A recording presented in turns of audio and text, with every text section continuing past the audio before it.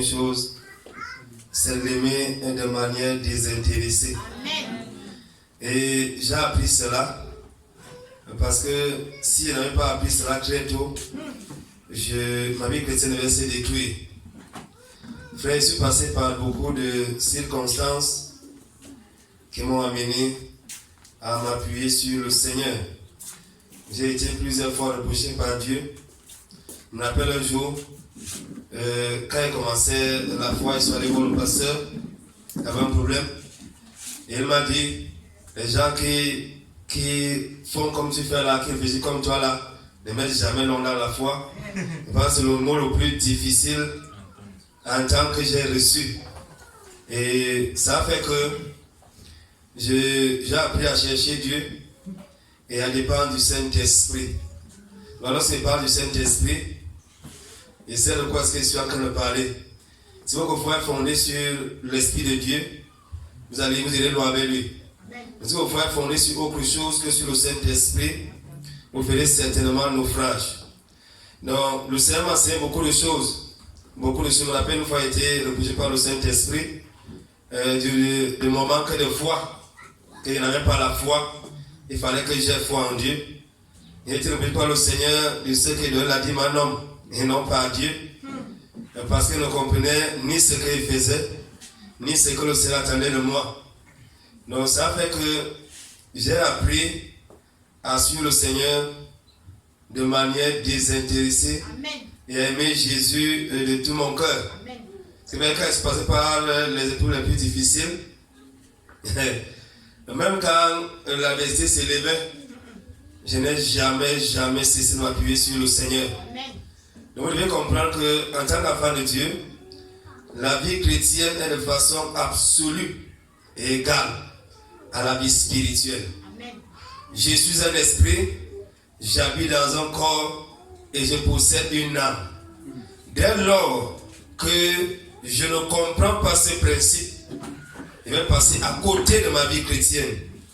On ne peut pas demander à quelqu'un de marcher par l'esprit s'il ne connaît pas déjà ce que c'est que la vie de l'esprit. Frère, si vous ne connaissez pas Dieu de manière profonde, de manière particulière, d'une manière singulière, vous n'irez pas loin avec lui.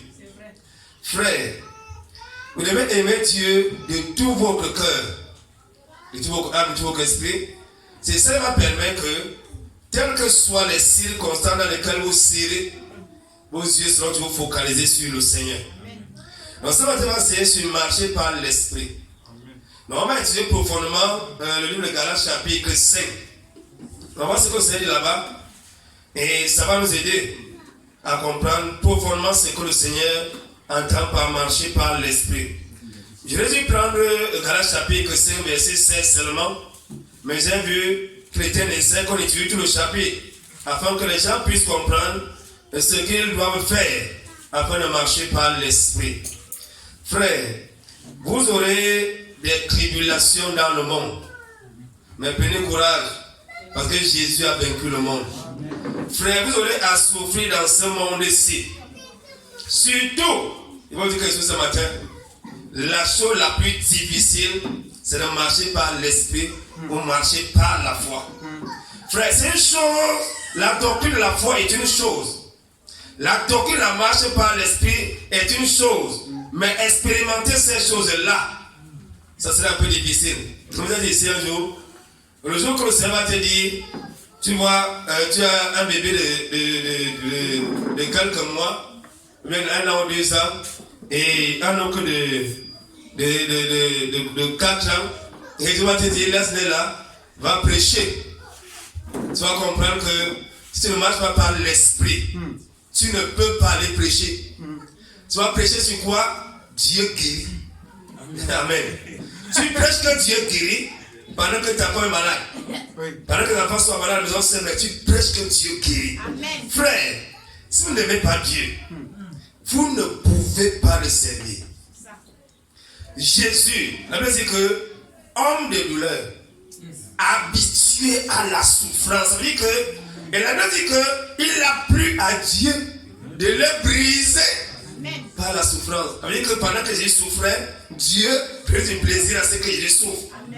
Et en tant qu'enfant de Dieu, il a dit que nous aurons une part. Il nous a été fait grâce de croire en Jésus et aussi de souffrir pour son nom. Donc rassurez-vous que la souffrance que vous endurez, c'est exactement pour le nom de Jésus. Amen. Et non pas comme un meurtrier, et non pas comme un voleur, comme un fornicateur, comme un adultère, comme un menteur. Mais que la souffrance que tu endures soit pour la cause de Jésus. Amen. C'est pour la cause de Jésus, une femme glorieuse t'attend certainement. Donc frère, et j'ai appris quelque chose. Nous devons reconnaître que le Seigneur, dans toutes nos voies, sont classés. Frère, si vous n'apprenez pas à reconnaître que Dieu dans toutes vos voies, vous aurez des problèmes. Frère, il faut apprendre à vous mettre de côté, à voir ce que Dieu peut vous communiquer. Amen. Par tout ce qui vous arrive. Amen. Mon enfant est malade, qu'est-ce que Dieu vous m'enseigne? Je me rappelle un jour, quand je voulais me sortir de la fausse doctrine selon laquelle un chrétien et on ne doit pas aller à l'hôpital, il faut seulement prier. Voilà, quand tu auras deux enfants, les deux enfants vont tomber malades. Tu pries, un guérit, l'autre ne guérit pas. Avant de comprendre que tu ne dois pas compter sur ta fausse foi ou bien sur la fausse doctrine. Il faut comprendre que c'est Dieu qui guérit et tu dois dépendre entièrement de lui. Frère, je vous dis, il faut aimer le Seigneur. Si vous aimez le Seigneur, Satan aura peur de vous. Amen. Il va se déguiser. Mais parce que vous aimez Dieu, il ne peut pas s'en sortir. On dit que non, vraiment, l'affaire d'église est trop compliquée. Reste à la maison. Comme les gens, je connais le ministère, tu vas trop souffrir. Il faut laisser ça. Il faut aller chez tel faux prophète. Il faut aller dire que c'est exactement sur la crainte de Dieu. Ça va naturellement sortir. Frère, je voulais te dire, le temps est le meilleur des enseignants. Amen. Parce que le temps révèle toutes choses. Amen. Et l'apôtre a dit, tout ce qui est caché dégage la lumière. Et le Seigneur a dit ici une fois, vous vous rappelez-vous de la vision sur la biche. À naissance, c'est une biche. Mais quand c'est la prose, c'est quoi? Un loup. Donc nous devons comprendre que la vie chrétienne que vous voyez ici, seul Dieu connaît ce qui est bon pour toi. Seul Dieu connaît ce qu'il te faut. Je vous dis, si vous apprenez à compter sur Dieu, vous faites les choix de Dieu. Amen. Vous allez vivre pour Dieu, vous allez marcher pour Dieu. Mais si vous voulez compter sur vous-même, vous allez faire tu vas avoir un travail qui va te plaire. Ça va te plaire, mais il n'y a pas Dieu là. Et le but de ce travail-là, c'est de détruire Dieu en toi. Donc à la fin du travail, il n'y a plus Dieu. On dit quoi? Dieu n'était pas au départ. Dieu n'est pas à l'intérieur. Dieu n'est pas dans ce que soit que le faire. Et si Dieu n'est pas là, frère, il va souffrir. Tenez-vous donc ferme dans la liberté dont Christ vous a rendu libre. Et ne vous remettez pas de nouveau sous le joug de la servitude. Le Seigneur dit ici que nous avons reçu la liberté en Christ. Frère, n'entrez pas de nouveau sous la servitude. Il y a des chrétiens que Christ a affranchis. Maintenant que Christ a affranchis, à cause de l'ignorance, ils entrent encore sous les jougs de tout genre. Le Seigneur t'a affranchi pour la liberté. Donc restez libre, mon frère. Restez libre, ma soeur. N'entrez pas de nouveau sous un joug. Frère, la liberté c'est quelque chose de très formidable. Quand on a compris ce que c'est. La liberté n'est pas libertinage, mais la liberté en Christ. Quand tu comprends ce que c'est que l'évangile, quand tu comprends qui est Jésus, frère, ta vie chrétienne va basculer. Mais quand tu as entendu parler dans l'église du Nouveau Testament, tous les frères avaient vu Jésus. Oui, ils le voyaient. Et ils connaissaient qui il était. Pourquoi quand je les appelais par leur nom. Vous l'appelez le mari, et là quand elle a dit femme, Marie ne le regardait pas. Mais quand elle a dit Marie, elle a dit Rabouni. Directement. Elle a reconnu que c'est le Seigneur qui m'appelle. Mais si nous ne comprenons pas ce que c'est que la vie de l'esprit, on va finir en enfer. Frère, il faut comprendre ceci. Nous sommes des païens par nature. L'olivier sauvage. Nous avions été greffés à l'olivier franc. Rappelez-vous que les branches d'olivier franc avaient été coupées à cause de la désobéissance pour nous greffer. Vous savez que la greffe n'est pas solide. Hein? C'est pas solide. Donc à tout moment, on peut arracher. Donc, le fait de quoi la n'est pas suffisant. Mais c'est d'aller jusqu'au bout. Comprendre la foi. Comprendre le mystère de la croix. Pourquoi est-ce que Jésus est mort? Lorsqu'on comprend le sacre de notre adoration, nous avons vu que c'est ça complètement. Prenez les choses de cette vie ici. Si on s'amuse, on a les ennuis. Moi, Paul, je vous dis que si vous vous faites circoncis, Christ ne vous servira de rien. Et je proteste encore à tout homme qui se fait circoncis, qui n'a oublié d'observer toute la loi. Vous êtes séparés de Christ, vous tous qui vous justifiez par la loi, vous êtes déchus de la grâce. Car pour nous, nous attendons par l'Esprit l'espérance d'être crucifiés par la foi. Verset 6. Car en Jésus-Christ, ce qui est efficace, ce n'est ni la circoncision, ni la circoncision, mais la foi agissant par l'amour, par la charité. Frère, lorsqu'on aime Dieu, il y a une certaine façon de faire, de se conduire. Et vous avez toujours dit, notre véritable nature va se démontrer quand nous serons visés par la vérité. C'est quand la vérité nous vise. C'est quand on fait nos piétines. Quand on reconnaît qui nous sommes réellement. Tant que nous ne sommes pas visés par la vérité, notre foi ne peut pas être manifeste et on ne peut pas démontrer effectivement si nous aimons Dieu. Frère, vous l'avez dit ici plusieurs fois, je n'ai jamais pensé un jour regarder. Je dis que je n'ai jamais. Jamais. Je dis jamais. Même si je suis dans quel problème, je confesse Jésus. Amen. Je dis que Jésus est vrai. La parole de Dieu est vraie. Je n'ai jusqu'au bout avec lui. Amen. Je vous dis, quelles que soient les circonstances, le diable le sait. Il le sait. Pourquoi il m'appelle frère patient? Il m'appelle comme ça, il m'appelle frère patient. Il m'appelle comme ça là. Il me connaît très bien. Alors au verset 7. Vous couriez bien. Qui vous a arrêté? Que vous n'obéissez plus à la vérité. La marche par l'esprit. La Bible dit ici, on ne peut pas prendre verset par verset, sinon ça ne va pas nous permettre de finir. La Bible dit ici que les chrétiens de Galate étaient en train de courir. Ils n'étaient pas assis dans la foi. Ils ne marchaient pas dans la foi, ils couraient. Ils ont saisi l'évangile et ils allaient rapidement vers le but. Après un temps, Paul constate qu'ils se sont arrêtés. Ne pas la question, mais qui vous a arrêté? Pourquoi vous n'obéissez plus à la vérité? Frère, nous devons obéir à la vérité. L'obéissance vaut mieux que les sacrifices et les holocaustes. Et la désobéissance est pire que la magie et la sorcellerie. Un homme désobéissant, un frère désobéissant, une sœur désobéissante est pire qu'un sorcier. C'est ce que la Bible dit. Et si on enseigne à l'église, on va passer autre chose que ce qui est écrit. Alors, verset 8. Cette suggestion ne vient point de celui qui vous appelle. Quand quelqu'un te dit arrête-toi, quand on disait par exemple un roi, on dit Élie, homme de Dieu, descend. Il dit, si je suis homme de Dieu, que le feu tombe du ciel et vous consume. Et on dit qu'ils sont peut-être 150. Quand on dit un homme de Dieu descend, ça veut dire quoi? Baisse la barre. Quand on te dit arrête-toi, ça veut dire quoi? Tu fais tout avec Dieu. La foi n'est pas ça. Ce n'est pas ça la foi. Vous exagérez. Il faut aussi faire un peu avec le monde. Il faut être un peu mondain. Il faut être un peu à la mode. Vous exagérez quand même.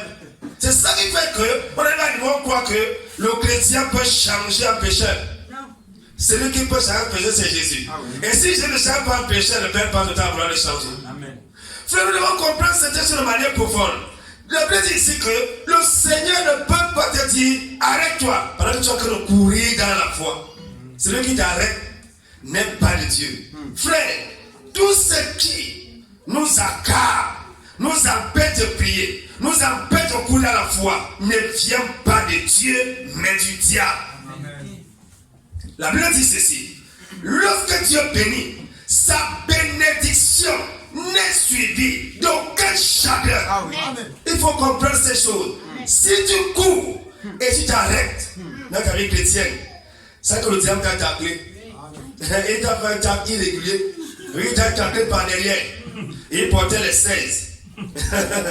Il te tape par derrière pour finir avec toi une fois. Même le carton ne se vient rien par tes pieds, c'est bien fini. C'est fini complètement. Dieu ne peut pas t'arrêter dans ta course chrétienne. C'est impossible. Il n'y a que le diable pour le faire. Un peu de levain fait lever toute la pâte. Un peu de péché fait lever toute la pâte. Un peu de levain, un petit péché, rien du tout, te disqualifie complètement de la course. Yes. Frère, il n'y a que le levain en toi.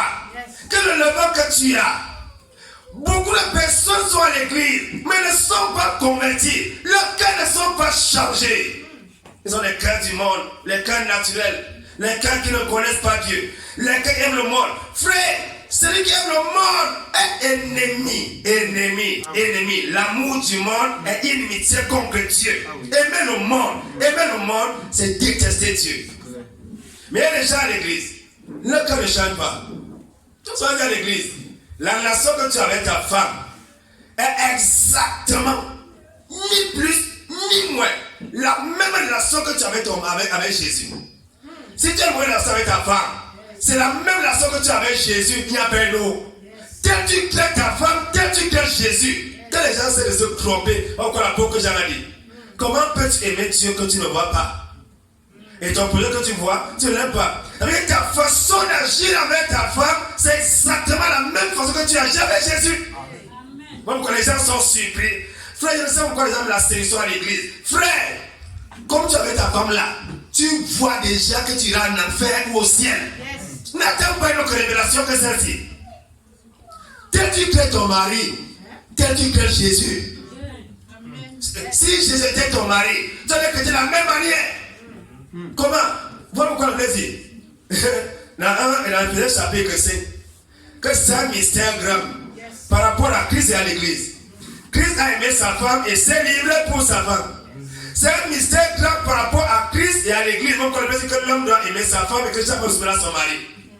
Lorsqu'un homme ne comprend pas ça, il va s'occuper de l'église de Dieu. Pourquoi? Pourquoi à l'église, on ne peut jamais responsabiliser quelqu'un qui ne traite pas bien sa femme, qui ne gère pas bien sa maison. Il n'est pas un frère. Il n'est pas un frère. C'est un glissé, c'est un païen, c'est un loup. Si ta propre femme, tu la traites bizarrement. Si ton propre mari, tu ne le respectes pas, tu le traites bizarrement. C'est Jésus que tu vas respecter. Comment c'est possible? Que Dieu nous aide. Voilà pourquoi nous allons dire au Seigneur vraiment. Bon, nous on va prêcher quand même si parfois on ne dit pas tout. On va quand même dire un peu, parce que même le peu qu'on est là, les gens ne s'en sortent pas avec, et ça crée des problèmes. Les gens ne s'en sortent pas, mais ça crée des problèmes. On a oublié de faire quoi? De par exemple, côté du ministère, et quand on fonctionne avant un côté, avec on boite, même en boitant là, les gens veulent seulement dévier. Parce que quand on parle comme ça, tu ne fais pas. C'est pas quand on va te dire, frère, voilà ce que tu as fait, voilà ce que tu fais dans le secret, arrête ça. Tu vas seulement le regarder rapidement. Que Dieu nous aide à comprendre. Un peu de levain fait lever toute la pâte. Frère, Christ notre Pâque a déjà été immolé. Nous devons le célébrer avec un levain pur et non un levain de malice. Frère, il y a quoi dans ton cœur qui n'honore pas Dieu? Amen. Oui, pourquoi les gens sont débrouillés dans l'église? Moi, je vous ai dit ici une fois, il y a des gens qui veulent parler à la place de la femme. Avec eux, pour passer, on ne va pas parler. Il y a des gens qui veulent parler à la place de la mari. Parce qu'on ne va pas parler. Pourquoi? Parce qu'on cache des choses. On sait ce qu'on est réellement. Et lorsqu'on est converti, frère, je vous dis quelque chose. Ne prenez jamais à légère ce que ceux qui sont autour de vous disent. Le mari, quand la femme convertie, même s'il est païen. La femme, quand le mari converti, même si elle est païenne, elle connaît que mon mari ici craint Dieu. Elle connaît. Amen. Elle connaît. Frère, si tu ne crains pas Dieu, comment veux-tu que ta femme craint Dieu? C'est un problème. C'est un problème. Mais si tu ne crains pas Dieu, comment est-ce que ton mari te converti? Tu l'amènes vers quel Dieu? Quel Dieu? L'apôtre Paul dit, un peu de levain. Si quelqu'un le levain en lui, voilà, il y en a qui a fini. Frère, enlève ce levain-là. De peur que ce levain te recranche de la foi. La foi n'est pas l'illusion. La foi n'est pas l'illusion. La foi n'est pas l'obstination. La foi n'est pas l'imagination. La foi, c'est une vie, une réalité, une vie avec Jésus. Tu connais que je suis dans la foi. Tu connais que tu n'es pas. La foi n'est pas le formalisme, n'est pas le pharisaïsme. On parle des bijoux, on parle des boucles, des logos. Même dans l'islam, on s'habille comme ça. La foi, c'est le cœur qui a changé. Quand quelqu'un ne change pas, tu es dans quelle foi? Jésus a fait quoi? Tu as commencé à c'est comme un papa Bassa dit que le caractère ne change pas parce que le caractère de Bassa est difficile. Mais un papa Bassa a dit parce que les Bassas sont difficiles en caractère. Il te dit que ça ne change pas où? Si ton caractère ne change pas, tu n'es pas converti, tu n'es pas sauvé. Le caractère, c'est quoi? C'est l'ensemble des habitudes qui forment le caractère d'un homme. Ça veut dire que les habitudes ne changent pas. Et si j'ai menti, ça reste. Si je suis chiche, ça reste. Chiche, même à l'église, on est là. Que je nous aime. Pourquoi voit les gens? Je me dis ici un jour, les gens viennent à l'église, et bien que béni, quelqu'un assis derrière, il a l'argent de Dieu dans sa poche, et Dieu lui parle, il rentre avec, il mange sa mort. Que le Seigneur nous aime. Au nom de Jésus, qui nous aime. J'ai cette confiance en vous par le Seigneur, que vous n'aurez point d'autre sentiment, mais celui qui vous cloue emportera la peine, quel qu'il soit. C'est dans la Bible, dans le Nouveau Testament. Si quelqu'un trouve l'église, même s'il est qui, il va porter la peine. Vous dites quelque chose. Le pire péché qu'un homme puisse commettre en ces temps-ci, c'est de trouver l'église. Il n'y a pas de péché plus grand que celui-là. Pourquoi Jésus dit, mieux valait prendre l'homme qui ne naisse pas. Oui, qu'on attache le moulin à écraser là. On le jette à la mer pour que le moulin, le poids du moulin le maintienne au fond de la mer. Qu'il ne sonne plus jamais. Et c'est dans la Bible. Saül est venu à l'église. Il n'avait pas de problème. Il est venu, il est sorti avec les démons. La Bible dit, je suis dans la Bible. Si quelqu'un vous trouve, j'ai cette confiance en vous, par le Seigneur, que vous n'aurez point d'autre sentiment, mais celui qui vous trouve emportera la peine, quel qu'il soit. Qui que ce soit, tu trouves l'église, tu trouves l'enfant de Dieu, tu vas porter la peine de ton péché. Il n'y a pas de prière. Frère, il n'y a pas de prière, il n'y a pas d'intercession à faire. On ne peut entendre que si l'homme en prend avec l'eau. Mais dès lors que l'homme en prend avec Dieu, personne ne peut prier pour lui. Personne. C'est fini. Son seul est scellé. Que Dieu nous aide au nom de Jésus. Quant à mon frère, si je prêche encore la circoncision, si je prêche encore les coutumes, les funérailles, les dôles, les traditions, les njangis, vous savez la quoi de tout ne sert à rien. Où est le scandale à quoi? Ça n'existe plus. Où est la persécution? Ça n'existe plus. Non, je crois que non, vraiment, que dans le Djangé, il est chrétien. Il est chrétien dans le Djangé. Tu n'as pas dans le Djangé, tu ne vas pas évoluer. Dieu nous aide. Il nous connaît des signes qui ont été attirés par l'argent de Djangé. Puis ce qui vont clôt, être quoi? Retranché. Pour dire ici, puis ce qui vous cloue est quoi? Retranché. Ici dans la grâce, marchez par l'esprit, frère. L'église du Seigneur. Rappelez-vous, Jésus est Dieu. Il quitte le ciel. Il vient sur la terre. Il pas né dans une famille qui n'avait rien. On va le mettre dans une crèche. Il est né dans la crèche comme ça. Et quand il a même déjà peut-être 1 an, 2 ans, Hérode décide de le tuer. On a besoin de fuir avec lui en Égypte. Et il est en Égypte là-bas. Il va habiter ailleurs. Jusqu'à ce qu'on lui colle un nom. On l'appelle Nazaréen. Il les amène à Nazareth. Mais il va grandir là-bas. L'une des villes les plus difficiles d'Israël. C'est comme si quelqu'un grandissait à Mini-Femme-Ameline. Ou bien à Bourada. Voilà pourquoi Nathanaël dit, est-ce que quelque chose de bon peut sortir de Nazareth? Nathanaël connaissait qui était Nazareth, quelle était sa réputation. Voilà pourquoi Nathanaël dit, ce n'est pas moi qui dis ça. Et il va grandir comme ça. Et il va aller sur la croix. Il va prêcher. Il va aller sur la croix. Et il sera flagellé. Et qu'on va déchiqueter son corps. Son sang va se verser. Après, c'est qu'il pourrait compter ses intestins. Il pourrait compter ses os dans le leçon. Il va mourir comme ça. Il va faire 3 jours. Il va revenir à la vie. Il va monter au ciel. Pour sauver l'église. Sauver l'église. Et quelqu'un se lève pour s'amuser avec l'église. Pour s'amuser avec la foi. Vraiment, tu es insensé. Tu es vraiment insensé.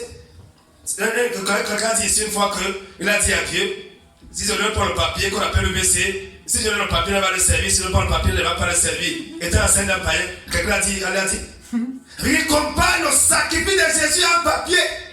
Quand l'homme n'a pas dit que l'homme a commencé comme un cerf, démon. Tu demandes qu'on a commencé comme un cerf, tu donnes un papier. Et si je dis à Jésus que si tu veux me sauver, vraiment, donne-moi le papier ici. Nous avons ces gens de pécheurs. Quand un démon, qu'on a commencé comme un cerf, démon comme ça, là, mort comme ça. Non, mort que Dieu n'existe pas. Voilà ce qu'on enseigne aux gens à l'école. On enseigne la pédophilie, on enseigne l'homosexualité, on enseigne la zoophilie. Voilà ce qu'on enseigne. Avec les professeurs pervers, adultères, fornicateurs. Voilà ce qu'on nous enseigne. Et les gens préfèrent sacrifier la foi pour des bêtises de ce genre. Quelqu'un dit à des hommes que ça nous sert à lire la Bible. Il y a des gens qui ne sont pas là-bas, mais qui lisent la Bible correctement. Que Dieu nous aide au nom de Jésus. Qu'il nous aide vraiment. Qu'il nous aide. Qu'il nous aide. Le Seigneur dit ici que celui qui trouve l'église sera retranché. Frère, est-ce que nous lisons la Bible avec la foi? Qu'est-ce que la foi? La foi, c'est croire que ce que Dieu dit est vrai. La foi, c'est croire que ce que j'ai lu dans la Bible là est vrai. Ça veut dire quoi? Celui qui a la foi croit que celui qui trouve l'église sera retranché. Voilà ce que quoi? Celui qui a la foi quoi? Je pense que l'église c'est un stade de football. On fait n'importe quoi. On fait comme on veut à l'église. Que Dieu nous aide. Frère, vous avez été appelés à la liberté seulement. Ne prenez pas prétexte de cette liberté pour vivre selon la chair, mais assujettissez-vous les uns aux autres par la charité, soumettez-vous les uns aux autres par amour. C'est-à-dire qu'on a été appelés à la liberté, mais que personne ne fait la liberté un prétexte de vivre selon la chair. Marcher par la chair, avec un service à chair, avec un service ses émotions, service ses pensées, service sa mentalité. C'est ça que la question. Frère, regarde un peu ce que parlait Jérémie. Jérémie, il s'apprête pour aller épouser une sœur en Israël. Dieu dit que tu ne te maries pas, tu vas mourir célibataire. Voilà ce que Dieu dit à Jérémie. Et sa ligne. Ézéchiel, marche par l'esprit. Ézéchiel, sa femme va mourir. Et Dieu dit que tu ne pleures pas. Tu ne pleures pas, va prêcher. C'est ça que je vais parler. Amen. Verset 14.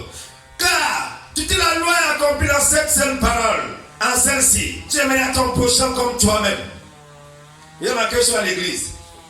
Les gens les plus méchants, les gens les plus aigris, les gens les plus avares, les plus égoïstes vont tout par l'amour.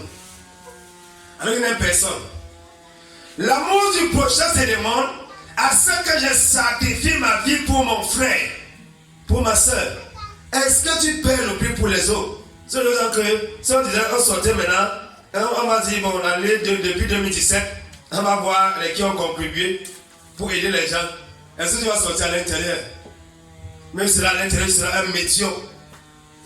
Frère, c'est demande qu'on aime ou bien on n'aime pas.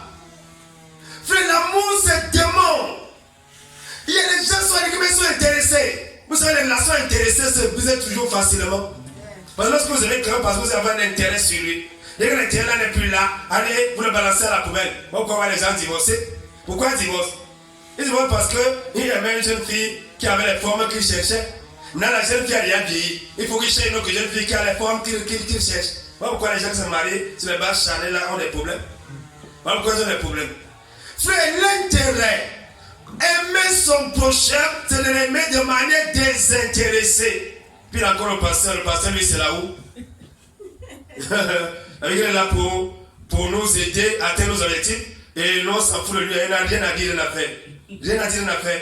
Alors qu'on peut faire n'importe quoi, on peut dire n'importe quoi sur lui pour que nos ambitions soient atteintes. Si nos ambitions sont atteintes, c'est un bon pasteur. Nos ambitions ne sont pas atteintes, c'est un mauvais pasteur. Tout le monde dit n'importe quoi sur lui. On ne cherche pas à savoir est-ce qu'il mange, comment est-ce qu'il vit, ça ne regarde personne. Mais on cherche à savoir est-ce qu'on peut davantage l'exploiter, pourquoi? On peut l'exploiter dans quel domaine? On exploite davantage, on exploite. Mais il y a une chose, c'est que tout le monde rendra compte à Dieu. Galates chapitre 6 verset 8. Est clair. Tout le monde rendra compte à Dieu pour lui, pour ce qu'il a fait, étant dans son corps. Que ça soit bien, que ça soit mal.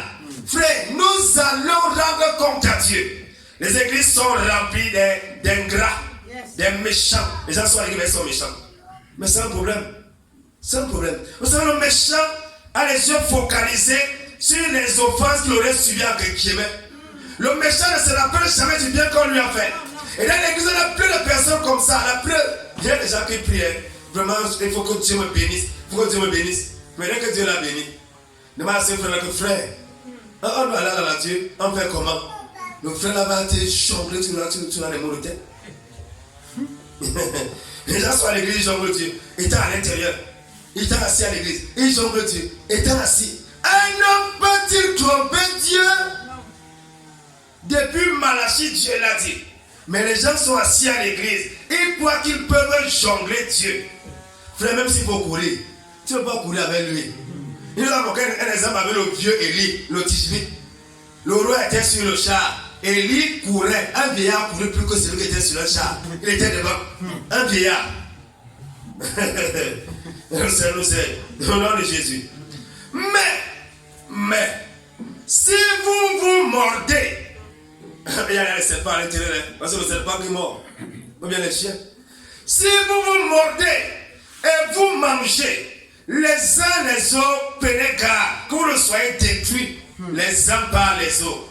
Si dans mon frère je ne vois qu'un intérêt, si je peux voir que je peux exploiter mon frère, je n'ai pas la pensée d'aider. Mon frère, c'est que qu'est-ce qu'elle peut tirer comme profit? Si il y a une relation avec mon frère, si je vais tirer quoi? C'est de ça que je parle.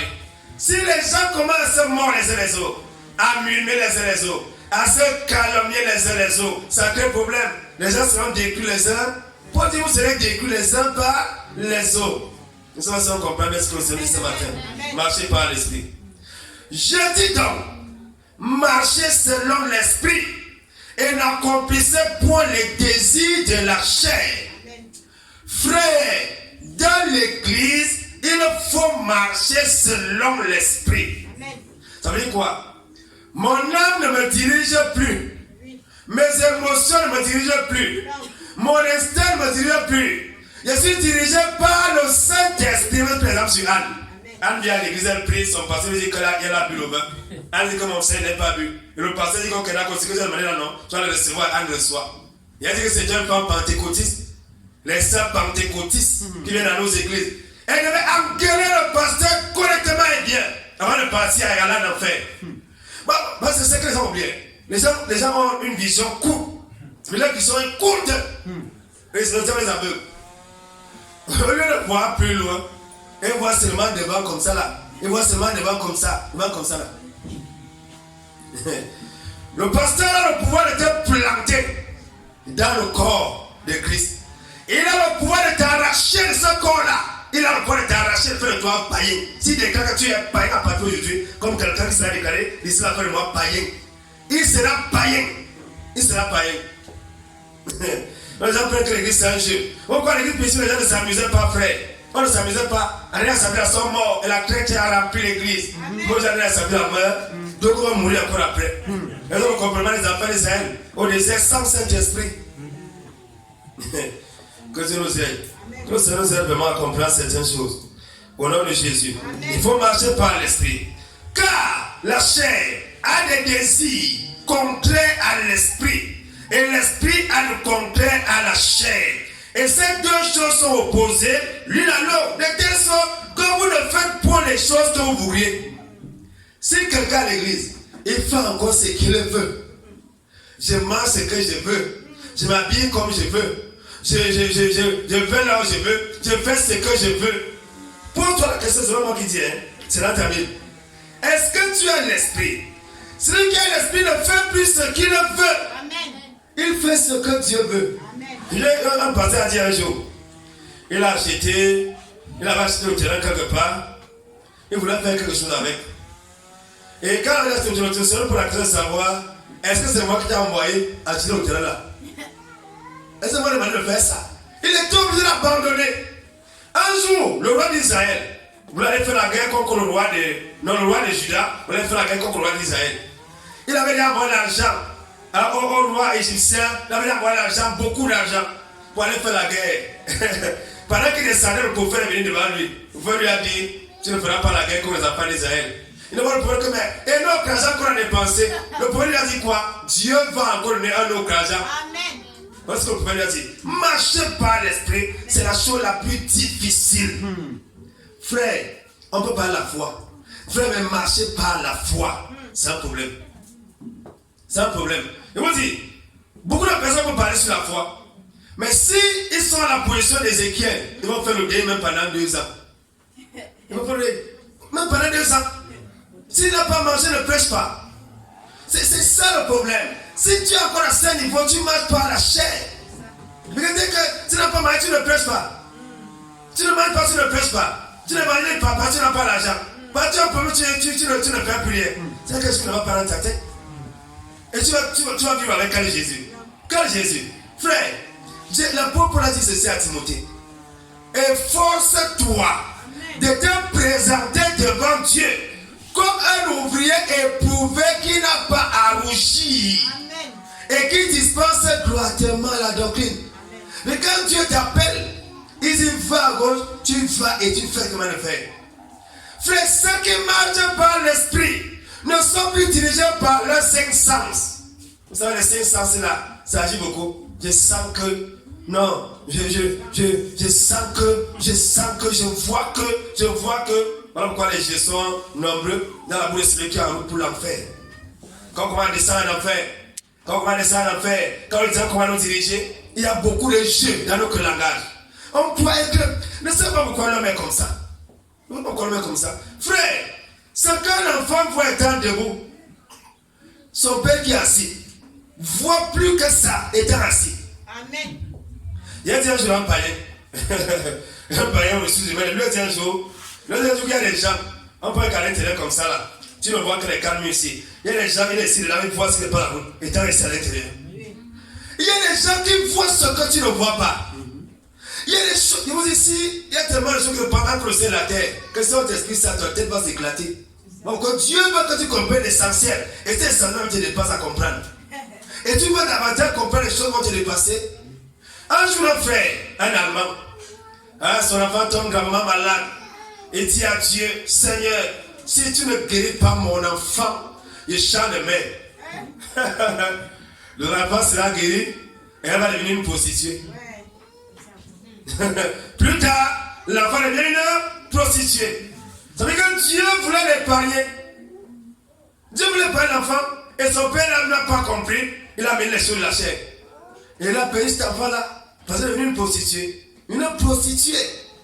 Une prostituée. Que le Seigneur nous aide. Car la chair a des désirs concrets à l'esprit. L'esprit est concret à la chair. Et ces deux choses sont opposées. L'une à l'autre. Et telle sorte que vous ne faites point les choses que vous voulez. Si tu prends une décision et tu arrives à un niveau, même Dieu ne peut pas te convaincre. C'est le diable qui est derrière toi. Un enfant de Dieu est dirigé par le Saint-Esprit. Il doit reconnaître qu'en tant qu'humain peut se tromper. Et s'il se trompe, quand le Seigneur lui dit que non, fais plutôt comme ça, il fait ce que le Seigneur lui a dit. Il reconnaît que je me suis trompé. Seigneur, c'est toi qui as raison. Mais fais ce qu'il me demande de faire. Frère, le deuxième nom de Satan, c'est l'obstination. Satan s'appelle obstiné. Ça veut dire que quelqu'un a mis la tête, il fonce seulement. Oui, c'est son deuxième nom, obstiné. Je vous dis que tout est la foi. Je vous dis, si vous ne pouvez pas vous contrôler, vous ne pouvez pas contrôler une situation, vous ne pouvez pas contrôler ce qui se passe autour de vous, sachez que vous êtes dirigé par le diable. Le Saint-Esprit, quand il te parle, il se laisse examiner. Oh, l'esprit satanique ne te permet même pas de l'examiner. Il ne permet pas. Il ne te permet pas de réfléchir. Le diable te presse. Et quand Satan te presse, tu prends les décisions que lui veut pour te décrire. Oh, le Saint-Esprit, il te parle. Il te donne la liberté de réfléchir. Frère, chaque fois que tu n'arrives plus à être lucide, il y a quelque chose qui ne va pas. Il y a quelque chose qui ne va pas. Il faut t'arrêter. Il faut t'arrêter, frère. Si tu cherches le travail et que la recherche du travail t'empêche de prier, tu commences à maigrir. Quand tu cherches le travail, le diable est devant ton chemin. Et si le diable est devant toi, tu es mal parti. Mais quand il est quand même derrière, ça, comme il était derrière Pierre, et Jésus peut encore réagir. Mais si Satan se met devant quelqu'un, frère, moi pourquoi j'ai dit son chrétien? Quand on peut commettre un péché grave, on peut le discipliner. Mais dès lors qu'on discerne que Satan est devant toi et non derrière, on va t'excommunier. Et là, le diable va te continuer avec toi une fois. Et pas dire la rébellion. Frère, la rébellion ne passe pas, ça ne passe pas. Il dit que la rébellion ne passe pas à l'église. Ça où tu te casses, où tu t'alignes. Il n'y a pas deux alternatives. Il n'y en a pas deux. Pourquoi on s'est dit ici, on ne va marcher par l'esprit, et non pas la chair. Dieu est esprit. Et il faut que ceux qui l'adorent en esprit en vérité. Jacques 4, 23. Dieu est esprit. Comment il va se servir avec la chair? Dieu ne parle pas à ta chair. Dieu ne trouble pas ses enfants, s'il vous plaît. Il y a des gens de chrétiens qui disent que je suis troublé. Une fois que tu es troublé, c'est le diable qui est derrière. Si Dieu te trouve, qui va t'éclairer? Et lorsque tu es troublé, Dieu ne te parle plus. Parce que si Dieu te parle, il va encore te troubler. C'est ça qui est la vérité. Pourquoi, quelles que soient les circonstances de ta vie, tu dois rester. La Bible dit soyez toujours joyeux. Amen. La tristesse est un esprit démoniaque. Et vous dites que c'est la paix. Comme je vais m'enseigner sur ça, et vous dites qu'il y a des choses que c'est le diable qui fait, qui pousse dans un cœur, parmi lesquelles la tristesse, même la timidité. Les gens pensent que timide veut dire que si tu as une qualité, non, je suis timide. Ça veut dire quoi? J'ai un démon. C'est ce que ça veut dire. La timidité est la présence de l'esprit satanique. Le Saint-Esprit, c'est la joie et le courage. Mais le diable, c'est la peur, la tristesse, la timidité. Là, ce sont les choses que Satan apporte dans un cœur. Il avait un esprit abattu. Qui va le lever? Le Seigneur nous aide. Alors, on va laisser au verset 18. Que si vous êtes conduits par l'esprit, vous n'êtes pas sous la malédiction de la loi. Alors que vous êtes fils de Dieu. Les fils de Dieu et les filles de Dieu sont conduits par le Saint-Esprit. Ok, je vais le Seigneur pour le cantique de ce matin. Ce cantique, quand le frère a donné ce matin, frère, un jour j'étais tellement éprouvé, et en plus de tout ça, la dent commençait à me faire mal. Le Saint-Esprit m'a rappelé que je suis membre du corps de Christ. Et que si je souffre avec Jésus. Il te rappelle ça. Il te rappelle qu'il a pris à Dieu qu'il brise Jésus par la souffrance. L'un des problèmes des chrétiens aujourd'hui, c'est qu'ils n'acceptent pas le brisement. Tout orgueil sera brisé. Ou il est brisé, ou il est détruit. Il n'y a rien à faire. Tout orgueil sera brisé. Ou tu es brisé, ou tu es détruit. Les gens vont me dire du mal de toi parce que Dieu veut que tu aies un caractère à toi. Il dit les gens, à tort, pas qu'à raison. Les gens vont inventer des choses sur toi. Ils vont t'insulter, ils vont te dire des choses qui n'ont rien à voir avec la vérité. Mais Dieu veut créer quelque chose dans ton cœur. Vous savez, Dieu aurait les idolâtres. Verset 19. Oh, les hommes de la chair sont manifestes. Ce sont l'adultère. L'adultère a deux aspects. L'aspect physique et l'aspect spirituel. Toute personne qui adore quelqu'un d'autre que Jésus, toute personne qui a d'autres priorités que Jésus est un idolâtre, est un adultère. Jean dit, adultère que vous êtes, ne savez-vous pas que l'amour du monde là est inimitié contre Dieu? Si quelqu'un aime le monde, il se rend directement ennemi de Dieu. Donc c'est un adultère d'aimer autre chose, d'aimer quelqu'un d'autre que Jésus. C'est un adultère. La fornication. Dans l'église, on n'en parle pas. Ça veut dire qu'aucun fornicateur, on doit prouver dans l'église. On veut dire veiller à ce que nul ne se prive de la grâce de Dieu.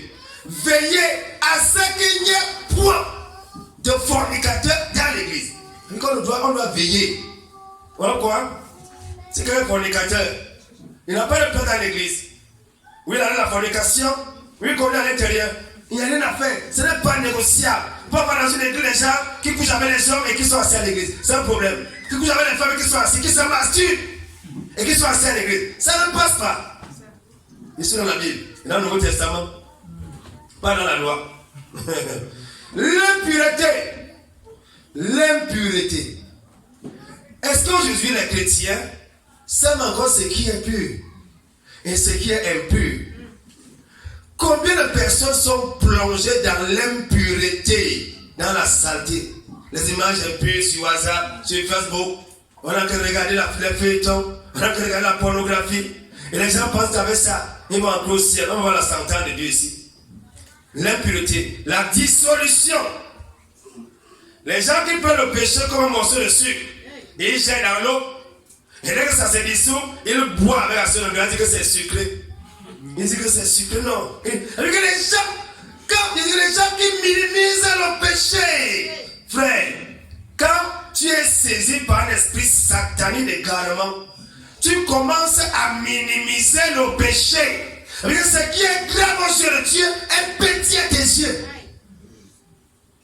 Moi, pourquoi me dit que les petits renards, on dit que tu mets. Il y a quel mal à une petite chiffre seulement à ma femme, il y a quel mal à l'intérieur. Il y a quel mal. Il y a quel mal à détourner l'argent. Il y a quel mal. Il y a quel mal à voler. Il y a quel mal. Frère, la dissolution. Est-ce que dans ton cœur, tu dissous le péché? Est-ce que tu dissous le péché? Celui qui dissout le péché, ça veut dire qu'il ne voit plus rien. Il est là, il a l'église, un frère là. Il se masturbe, hein? Et lui, il n'est pas dérangé. J'ai fait du mal à qui? C'est mon corps. Donc dans sa Bible, il est écrit, le corps est pour le Seigneur. Et le Seigneur pour le corps. Le corps n'est pas pour l'impudicité. Il connaît ça. Mais il dit que non, c'est son corps. Pourquoi? Parce qu'il dissout le péché. Il y a quel mal à jongler la dîme? Il y a quel mal à l'intérieur? Il y a quel mal à jongler? Il y a quel mal à voler Dieu? Il n'y a pas de mal en ça. Il n'y a pas de mal. Il n'y a pas de mal. Frère, il y a quel mal à violer les engagements pris devant le maire, devant l'église? Il y a quel mal? Il y a quel mal? Les gens en affaire en passant par les églises. Hein? On donne pour la question. Tel, est-ce que tu le prends comme épouse, mademoiselle tel? Et lui, j'accepte. Maintenant, les biens, c'est comment? Bien comment, bien comment, bien comment, bien comment? Non, bien comment? Ça veut dire que nous, notre argent là, tout ce qu'on a, c'est pour nous deux. Mais après ça, ça devient bien séparé. Bien séparé, chacun gère son couloir. L'argent de la femme, c'est pour elle et sa famille. Il y a des cas comme ça là, où la femme gère son argent avec sa famille. Maintenant, l'argent de l'homme, c'est pour la maison, c'est pour le foyer. Et là, les pasteurs dirigés par les démons. La femme n'a pas d'argent. Ça, c'est les toquilles des démons. Et c'est les gens comme la crainte de Dieu. Il est clairement écrit dans la Bible. Malheur à celui qui prend les engagements sacrés à la légère. Et de ne réfléchir qu'après avoir fait un vœu. Il y a des gens comme ça là. Devant le maire, on crie. On prend les engagements. Monogamie, oui, nous sommes monogames, mais la monogamie, bien comment? Et on commence à crier, à chanter. Et après ça, on chante de bouche. Frère, si tu es marié, parmi les choses que tu vas regarder le jour là, dans ton CV, il y a ta vie maritale à l'intérieur. Il va te juger pour comment tu as dirigé ta maison. Tu seras jugé pour ça. Il va te juger pour ça. Tu vas rendre compte. Comment est-ce que tu as quitté tes enfants? Comment est-ce que tu as quitté ton mari? Comment est-ce que tu as quitté ta femme? Tu seras jugé pour ça. Et tu vas enseigner là-dessus. Tu seras jugé. Tu vas comprendre que Paul a dit. À cause des temps difficiles qui sont sur la terre, il est bon que l'homme soit célibataire.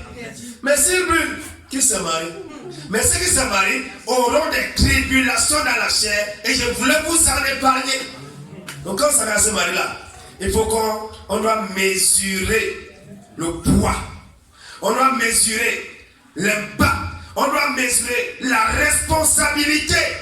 Je vous le dis, c'est quelque chose de plus dans ton jugement.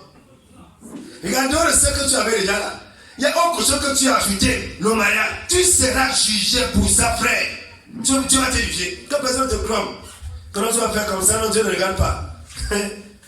Comme ça, nous au nom de Jésus. L'idolâtrie, les enchantements, les inimitiés, les querelles. Même dans l'église, il y a pour les querelles. Pourquoi les gens se querellent? Parce qu'ils sont charnels. Je suis dans la Bible. Les gens de la chair, la querelle. Ça vient de la chair. Les gens se querellent parce qu'ils sont charnels. Les intérêts charnels sont mis en jeu. On ne se fâche jamais pour notre vie chrétienne. ne se fâche jamais pour notre témoignage qui est bas. Voici la fin d'année. Tu as communiqué à Christ, tu n'es pas fâché. Maintenant qu'on connaît soit dans les choses du monde, jamais ce tellement Dieu vous plairait que Seigneur, je n'ai convaincu personne, je pleure. On ne pleure pas pour ça. Ce n'est pas un problème, ce n'est pas grave.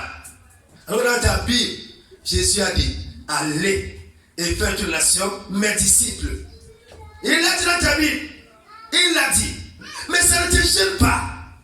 Les gens, je dis que si vous voyez quelqu'un pleurer à l'église, ce n'est jamais parce qu'il n'est pas, sa vie chrétienne ne marche pas bien. On ne gêne pas parce que sa foi n'est pas bonne.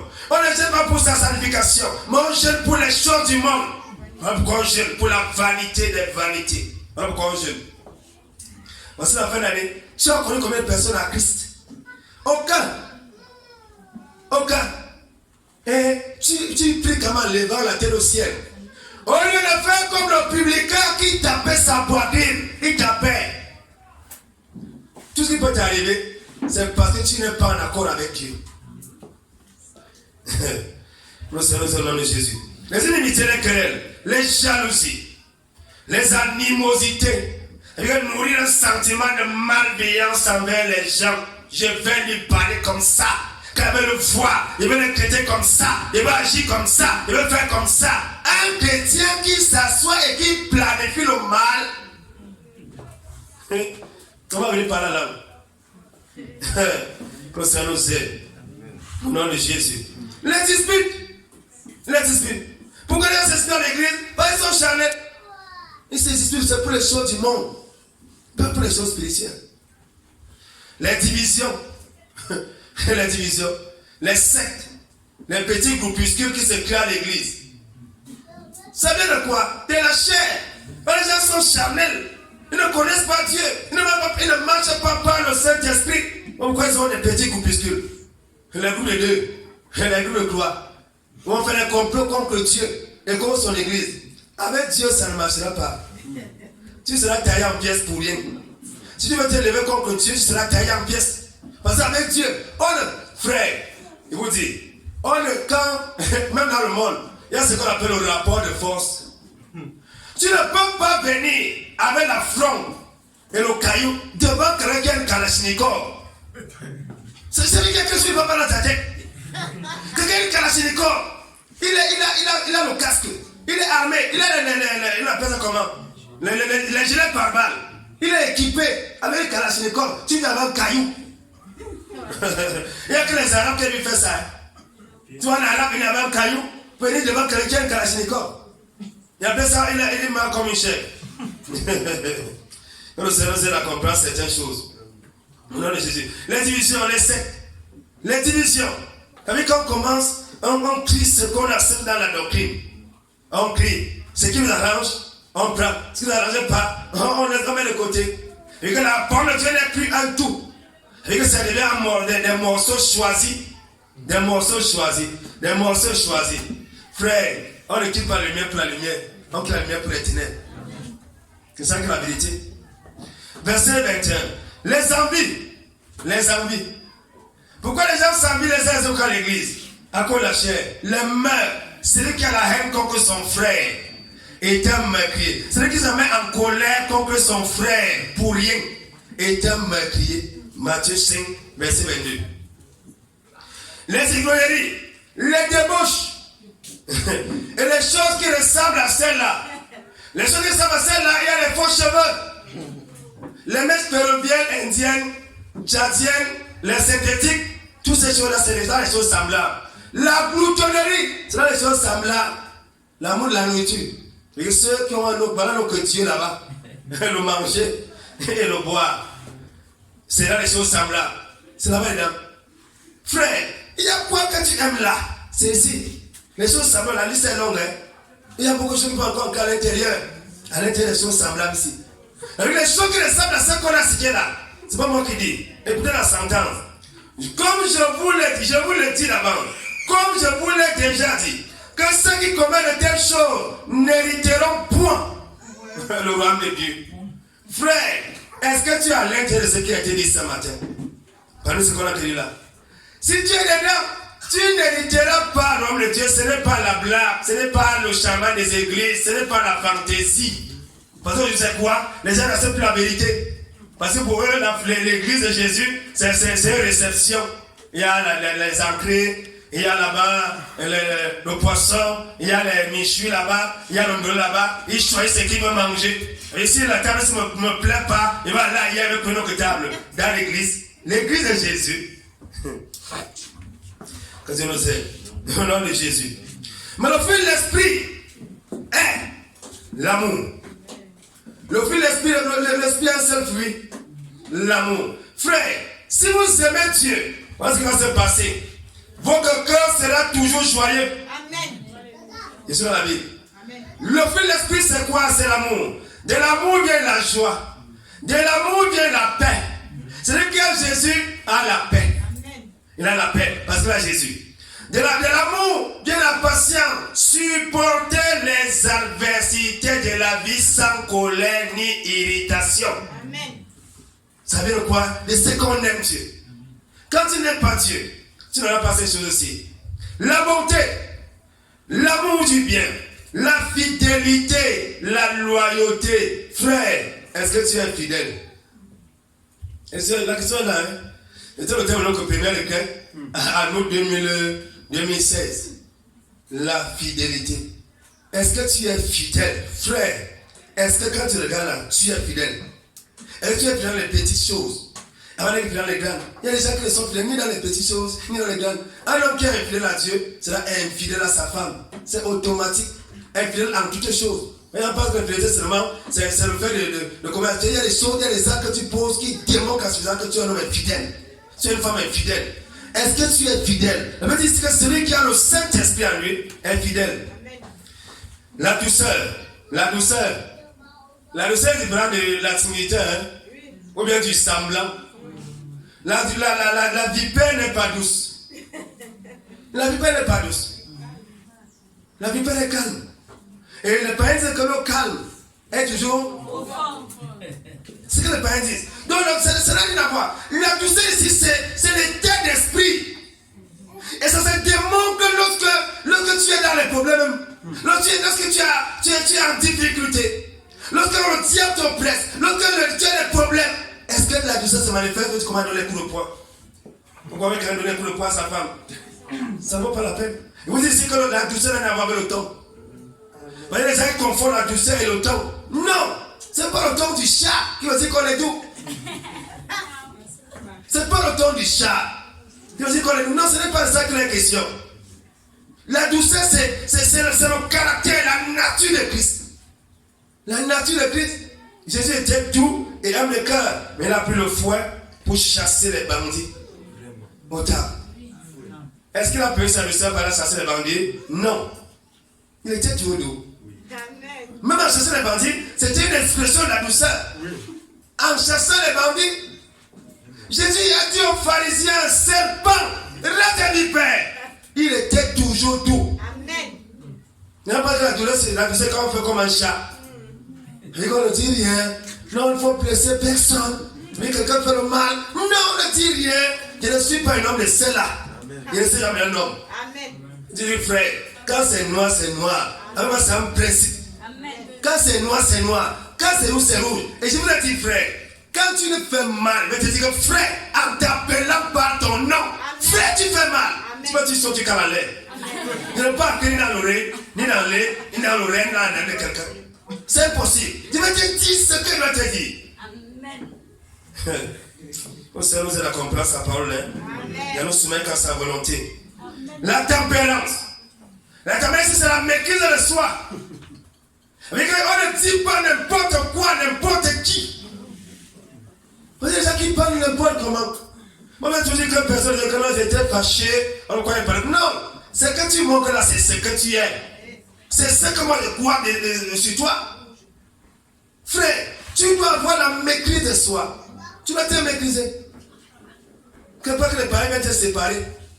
Les parents viennent, il y a la bagarre là-bas, chez le frère en Christ. Il y a la bagarre chez le frère en Christ. On casse les assiettes, on casse les mamies, on casse tout. Les parents viennent nous séparer. Et vous exhortez même. Vraiment. Un païen exhorte un frère. que vraiment, tu sais, parfois la femme est comme ça, le gars te fait quelque chose qui n'est pas bien. Vraiment, tu acceptes vraiment aussi parce que il faut l'aimer comme ça. Un païen vient exhorter un frère. Et les ténèbres, elles ont la lumière. Ça manque suffisant que frère, tu es dans les ténèbres. La loi n'est point contre ces choses-là. Or, ceux qui appartiennent à Christ ont crucifié la chair avec ses passions. Passion d'abord, passion et ses convoitises. Frère, la chair a ses passions. La chair a ses convoitises. Un jour, j'étais dans une voiture. Et je parlais sur le péché. J'ai un peu posé la question de savoir si aujourd'hui tu n'abandonnes pas ta femme, tu fais comment? Tu n'avais pas encore le péché là-bas. Hein? Ça veut dire que tu n'as pas encore le pour la question là. Tu n'avais pas encore le péché de côté là. Là, j'ai commencé à réfléchir. Hey! Je parle là comme il parle là. Il faut que je regarde bien cet aspect là. J'ai compris que c'est Dieu qui me dit quelque chose. Il est en train de m'attirer que non, attention. Il y a un côté de ta vie que tu négliges. Hein? Il faut que tu comprennes qu'un chrétien doit contrôler tout par son esprit. Amen. Et à cause du païen là, j'ai réfléchi profondément. J'ai compris que le païen là disait que c'est le fondamental. Et ça va maintenant avoir beaucoup d'exemples. Les gens qui ont changé la doctrine à cause des circonstances. Frère, la Bible dit ici, ceux qui appartiennent à Jésus ont crucifié la chair. Est-ce que tu as crucifié la chair? Amen. Avec ses désirs et ses passions? Amen. On a vu ce que la chair aime. L'égoïsme. La chair est égoïste. Pourquoi les gens sont polygames? Il a fait souvent que le sucre est sucré dans la bouche de tout le monde. Regarde-moi le sucre là. C'est sucré dans ta bouche. Pour la bouche aussi, c'est sucré. Donc, ce que tu aimes là, les autres aussi aiment ça. Voilà pourquoi Jésus a dit, faites aux autres. Si vous voulez que les autres fassent pour vous, c'est la loi des prophètes. Il y a des gens qui aiment le respect. Ils veulent qu'on les respecte, mais ils sont tordus. Et quelqu'un a un esprit tordu, il faut qu'on le respecte. Et j'ai remarqué ça beaucoup plus chez les frères. Tous ceux qui sont mariés. Un frère est tordu. Il est tordu comme ça, comme un poisson fumé. Mais il veut quand même, non, il faut que comme il est tordu là, il faut que non, la sœur doit s'aligner comme ça. Elle ne s'alignera pas. Elle ne va pas s'aligner. La sœur s'aligne derrière la vérité. Amen. Elle s'aligne derrière la vérité, pas derrière le faux. Amen. Il y a des frères qui sont faux. Il y a des frères à l'église, frère. Il y a des frères qui sont tordus et faux. un jour, mon frère venait dire au pasteur que, une sœur dit au pasteur que le frère avait une culotte qui avait la poche. Et ça va égaler l'argent. Il dormait avec l'argent dans la culotte là. Le pasteur lui a dit que la culotte à la poche comment? Lui il dit que pasteur, il dit que c'est la vérité. Parce que le pasteur a convoqué le frère. Mais le frère, est-ce que tu as une culotte qui a la poche ou tu mets l'argent? Le frère dit oui. Le Seigneur nous aide. Il est caché comme ça parce qu'il n'avait peur que la sœur va toucher son argent. Les frères à l'église. C'est pourquoi la parole va nous immonder. La parole de Dieu immonde les gens. Frère, si vous laissez les gens avec leurs mauvaises habitudes à l'église, parce que vous n'avez pas les circoncis comme le gorille, et parce qu'ils ont peur de les frères, tu te fâches. Ça ne va rien changer. Amen. Et fâche-toi, c'est ton problème. Et c'est toi qui sera détruit. Fâche-toi, mais sache quand même qu'il sera circoncis. La Bible dit que Christ doit circoncis tout homme. La Bible dit que tout homme sera salé de feu. Amen. Tu seras salé de feu, que tu ne le veuilles pas, à moins que tu laisses Jésus. Oui. Mais si tu veux Jésus, sache que tu seras circoncis. Amen. Pour quand vous restez à l'église, il faut le castrer. Avant l'odeur ne dérange personne. Ne dérange personne. C'est des petits qui donnent l'école. On casse l'école. On casse tout. On le présente à Dieu sans rien. Verset 26. Ne recherchez point la vaine gloire, en nous provoquant les uns les autres et en nous portant envie les uns les autres. Fin de Galates chapitre 5. La vaine gloire, c'est de vous provoquer les uns les autres. La vaine gloire, les choses du monde. Les gens ont la vanité. Vous voyez les païens. Un païen se marie, mais un trône. Il met un grand clown. Et il parle à la vanité, les gens l'acclament. Il marche. Il faut voir comment les femmes ont les yeux rouges. Parce qu'elles boivent le feu. Les yeux sont rouges avec l'alcool. Voilà ce que les gens aiment. La veine de la vanité. Même dans l'église, les gens sont aussi dans la vanité. Il faut qu'on me voit. À l'église, c'est la volonté de Dieu qui prime. Amen. Qu'est-ce que Dieu veut pour ma vie, pour ma destinée? Tu dis maintenant que je ne veux plus que tu prêches. Je dis gloire à Dieu. Amen. Rapidement. Je ne peux pas dans ce travail-ci. Gloire à Dieu. Rapidement. La Bible dit que tout ce que le Seigneur fait est bon. Amen. Et reconnais le Seigneur dans toutes tes voies et il aplanira tes sentiers. Amen. C'est comme ça que les gens de Sichem ont élu, roi sur eux, un buisson d'épines qui les a dévorés. Ils sont allés vers la vigne a refusé. Ils sont allés vers l'olive a refusé. Ils sont venus vers un buisson d'épines. Le buisson d'épines a accepté. Hey, les gens peuvent me faire roi. Oui, je suis prêt. Et le buisson d'épines a créé dur. Donc le Seigneur sait ce qu'il fait dans ta vie, mon frère. Amen. Ma soeur, le Seigneur sait ce qu'il fait dans ta vie. Il faut apprendre à marcher par l'esprit. Cesser de marcher par la chair. Cesser de vivre selon la chair. Cesser de faire les choix charnels. Cesser de faire les choses pour votre chair, à votre ego. Dieu n'est pas à l'intérieur. Vous dites ce matin, l'homme a beaucoup de problèmes dans son cœur. Mais c'est le destin éternel qui s'accomplit. Que le Seigneur soit béni ce matin au nom de Jésus.